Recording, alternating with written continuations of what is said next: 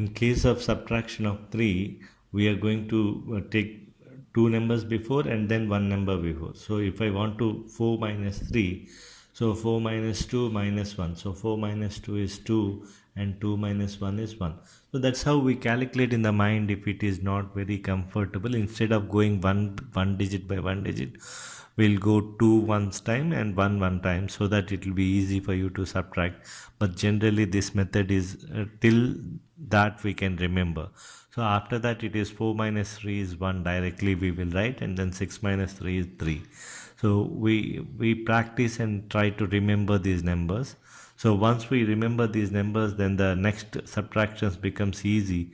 Whenever it is 25 minus 3 is there, so what you have to do is just you take 2 and 5 minus 3 is anyhow 2, and then here if it is 67 minus 3, so in that case 7 minus 3 is 4 and 6 we take as 6. In case of 61 minus 3, so whenever this type of problem comes, we take the help of complement number. We take the help of complement number and we reduce 1 in the tens place and add the units place. So it is 6, 7, 1 plus 7 is 8. This is one way of doing it. Other way of doing it is 61 minus 3. So you go before 2 once and then again one more subtraction. So 61 minus 2 is 59 and 59 minus 1 is 58. So in either way you can think and do the sums of subtraction. Now coming to addition of 7, because subtraction of 3 is easier compared to addition of 7. If you keep on counting 7, it becomes difficult. So taking the help of the friend number or complement number, we make this as simple. So what we are going to do is, here 4 plus 7 is there. So instead of adding 7, we are going to subtract 3 here, and then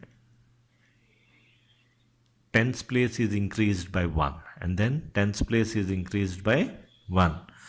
So why this means it is 4 plus 10 minus 3. So 4 plus 10 is 14, 14 minus 3 is 11.